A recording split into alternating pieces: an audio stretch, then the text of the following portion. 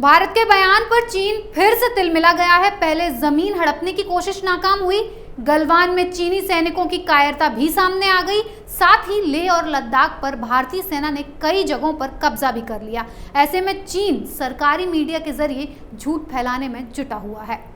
गलवान घाटी में 15 जून की रात हिंसा में चीन के कितने सैनिक मारे गए, ये अभी तक एक रहस्य बना हुआ था। भारत ने तो साफ कहा था कि उसके 20 सैनिक इस हिंसक झड़प में वीर गति को प्राप्त हुए, लेकिन चीन ने अपने इस आंकड़े को छिपा कर रखा, क्योंकि चीन खुद को दुनिया के सामने मजबूत दिखाना चाहता है। इसी के चलते चीनी सरकार ने गलवान में अपने मारे गए सैनिकों के आंकड़े को छिपाने की तमाम कोशिशें की, लेकिन छिपा नहीं पाया। लोकसभा में रक्षा मंत्री राजनाथ सिंह ने गलवान घाटी हिंसा को लेकर एक बयान दिया। राजनाथ सिंह ने कहा, भारतीय सैनिकों ने 15 जून को गलवान में पीएलए को तगड़ा जवाब दिया। जवानों ने इन सभी घटनाओं के दौरान जहां संयम दिखाना था वहां संयम दिखाया और जहां शौर्य की जरूरत थी वहां शौर्य दिखाया। रक्षा मंत्री ने राज्यसभा से चीन को साफ संदेश दिया। उन्होंने कहा कि भारत बातचीत का पक्षधर है, मगर झुकने वालों में से नहीं है। सिंह ने कहा कि चीन ने सीमा पर जवानों की भारी तैनाती की है और गोला बारूद जुटाए हैं। भारतीय सेना ने भी काउंटर डिप्लॉयमेंट्स किए हैं।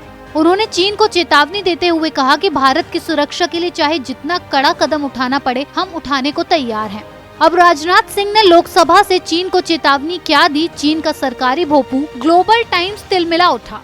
चीनी सैनिकों की मौत पर चुप्पी साधने वाले ग्लोबल टाइम्स के एडिटर हू शिजिन ने दावा कर दिया कि इस हिंसा में भारत से कम चीनी सैनिकों की मौत हुई थी। गलवान झड़प में उसके कई सैनिक मारे गए थे। इससे पहले राजनाथ सिंह ने कहा था कि गलवान घाटी में भारतीय सैनिकों ने चीन को मुंहतोड़ जवाब दिया था और बड़ी संख्या में चीनी जवानों को मार गिराया था। ग्लोबल टाइम्स के एडिटर ने कहा, जहाँ तक मुझे पता है 15 जून को गलवान घाटी में चीनी सैनिकों की भारत के 20 सैनिकों के मुकाबले कम मौत हुई थी। किसी भी चीनी सैनिक को भारत ने पकड़ा नहीं था, जबकि पीएलए ने उस दिन कई भारतीय सैनिकों को पकड़ लिया था। हालांकि इससे पहले भारतीय और अमेरिकी अनुमान के मुताबिक 40 से अधिक चीनी सैनिक इस हिंसा में मारे गए थे। हू शिजिन ने आरोप लगाया कि भारतीय जवानों ने बिना चेतावनी दिए ही उन पर हमला बोला था, जिससे संघर्ष हुआ। इस दावे के बीच हू शिजिन ने माना कि गलवान हिंसा के दौरान कुछ चीनी सैनिकों को अपनी जान गंवानी पड़ी, लेकिन अभी भी उन्होंने संख्या का खुलासा नहीं किया। उन्होंने दावा किया कि संघर्ष के दौरान कुछ भारतीय सैनिक भाग गए और कुछ ने आत्मसमर्पण कर दिया।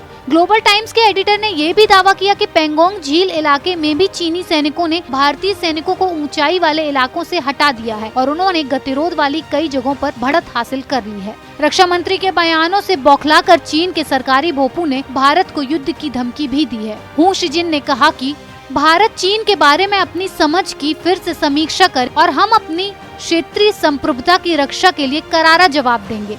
अगर भारत सीमा के मुद्दे पर हमला करना चाहता है तो उसे बिना कोई लाभ हुए भारी नुकसान उठाना पड़ेगा।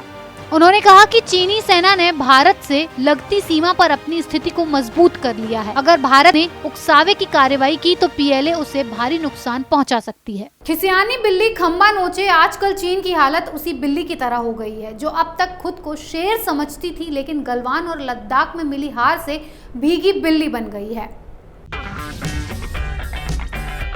अगर आपको हमारा वीडियो पसंद आया हो तो इसे लाइक करें, हमारे चैनल को सब्सक्राइब करें और हाँ, बेल आइकन दबाना ना भूलें, ताकि आप तक हमारे वीडियो की नोटिफिकेशन पहुंचती रहे। आप अपना सुझाव हमें कमेंट बॉक्स में दे सकते हैं। हमारे साथ जुड़ने के लिए शुक्रिया।